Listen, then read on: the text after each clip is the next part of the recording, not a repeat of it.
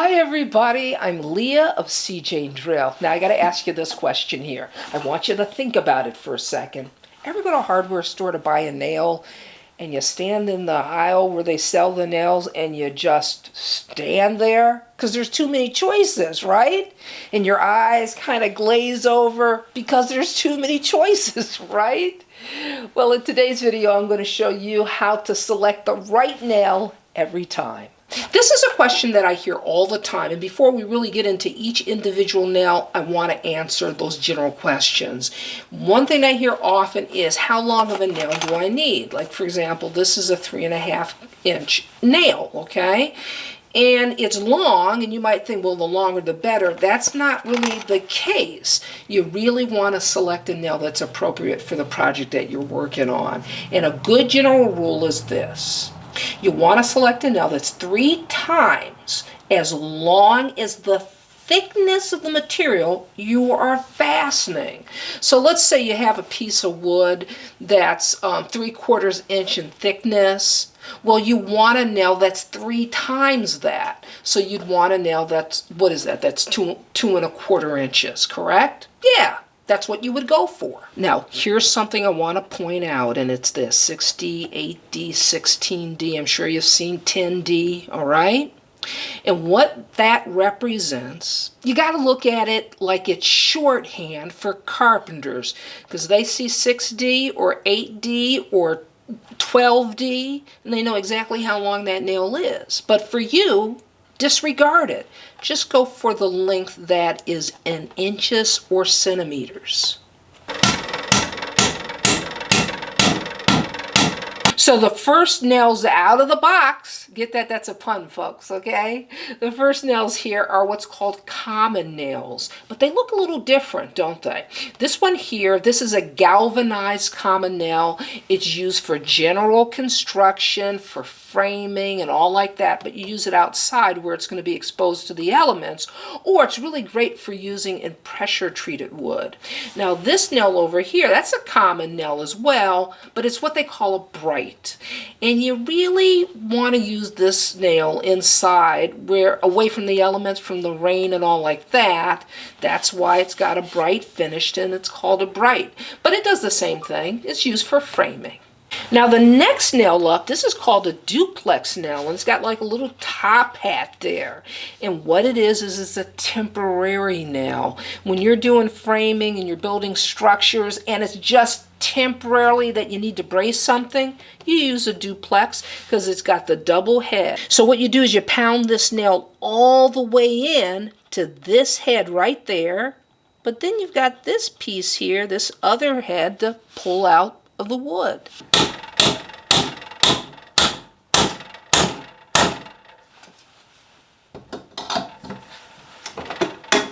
Now this is what's called a sinker, and it's that yellow color there that kind of gives it away. And what that is it's a vinyl coating. And what that does is it really helps the nail grab hold to the wood.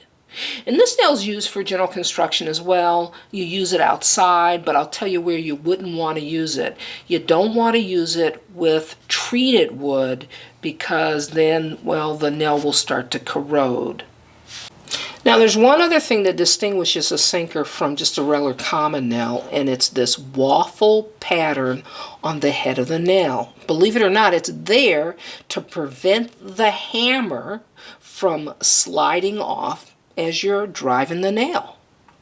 Now this nail here is what's called a masonry nail, and it's strictly for driving into concrete and bricks. Now they've got little grooves going along the length of the shaft of the nail, and it's there to give it more grip, more holding power, just like those sinkers, except that it's not vinyl coated. It's a mechanical bond that's created. Now what I want to tell you about this nail is it's special. It's special because it's hardened steel. So here's the thing with hardened nails, all right? It's heat treated. And the way you got to look at it is there's a recipe, and these nails have been cooked. They're heated up to tremendous amount of heat, like 1500 Fahrenheit, okay? And then they're submerged in water or oil. That's called quenching, to stop the heating process. It just cools it down very quickly. And then they take the nail and then they heat them up again to around 500-600 degrees, and that's called tempering. So it's a whole process. It's a whole recipe for cooking a nail. And why do you do it? Well, when you heat up a nail like that and then you cool it down, you heat it up again, it makes it really incredibly strong. And that's what you need to drive a nail into concrete. Because if you were to use just a regular common nail, it would bend before you could drive it in. Now this is just a common nail. I've secured it in a vise, okay? And I want to show you what happens when I hit it and I don't hit it square, all right? It just bends. That's it. It just bends because, believe it or not, nails are made with soft metal. There's not a lot of carbon in a regular nail, in a common nail. With a masonry nail, it's a high carbon nail. There's a lot of carbon in that, and that's why you're able to harden them. You can't harden a regular nail. Look at how much force it takes to bend this nail. But watch what happens. It snaps. And that's what makes this nail so different. This nail here is what's called a spiral deck nail. It's galvanized, so it's used outside, and it can be used in conjunction with pressure treated wood or treated wood.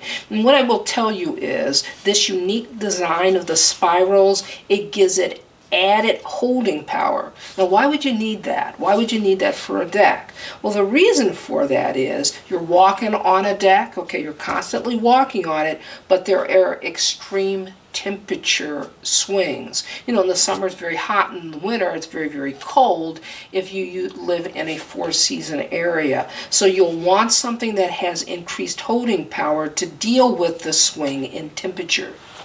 Okay, this nail here, this is called a ring shank nail. It's very much like the spiral deck nails, where it's got rings. It's not a spiral, but it's designed to help the nail stay in place. It gives it real holding power and prevents the nail from backing out. But the difference is that nail is not intended for exterior use. It's really an interior nail used for underlayment. Okay, the nails here are finishing nails. They're for delicate work, for like trim and molding. But there's a cousin to this nail called a casing nail, and those nails are for door casings and window casings. Now, I'm driving a finishing nail, but before I completely drive it in, I stop and I grab a nail set. That's what this tool is, to drive that nail beneath the surface of the wood. So most nails you use a hammer, like you saw me drive the nail just before, and it doesn't matter if it's a sledgehammer or a claw hammer or a framing hammer. Most nails are driven in with a hammer. But check this out. Sometimes you use something else. This is our last nail here, and it's a special nail because what it's called is a low velocity powder fastener, because you don't hammer it. You use what's called a powder actuated tool. And that's what this is here. Now, you use this tool to drive a nail into concrete or to drive it into steel. That's right, I said steel. Now, to drive this pin with this tool, you have to use a load. And that is what that is. Now, I got a funny story to tell you about this. So here's the story, all right? I was just a young kid. Well, I wasn't a kid, but I was young. It was before I knew anything about anything. And I was working in a warehouse, and I was building a wall.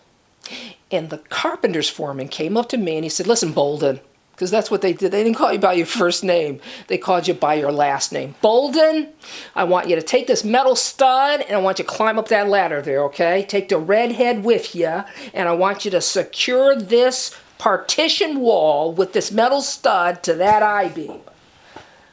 Now, a red head is like this tool that I just showed you. This is a powder actuated tool, but this is really for DIY. okay? Out in the field in construction, you use a tool called a redhead, and it's really heavy duty, and it has more than one load. It's several loads. It's big and heavy, okay? And when he told me to take the redhead and drive a nail through an I-beam, I was like, I'm not doing that, because I just couldn't get my brain around the fact that there was a tool that could drive a nail into an I-beam. And so the guy that was standing next to me, he grabbed the redhead, he shot up the ladder, and he secured that metal stud to that I-beam. And I gotta tell you, I was absolutely amazed. In fact, what I'm going to do is I'm going to leave a link in the description below this video to a video where I demonstrate how to use a power actuated tool. Because once I was shown how to use that tool many years ago, it has really served me well. So hopefully this video will serve you next time you go to the hardware store. You won't be standing in the aisle with the fasteners looking like a deer in the headlights. You'll know exactly what nail you need for your project. This is Leah saying you can do this. See you next time.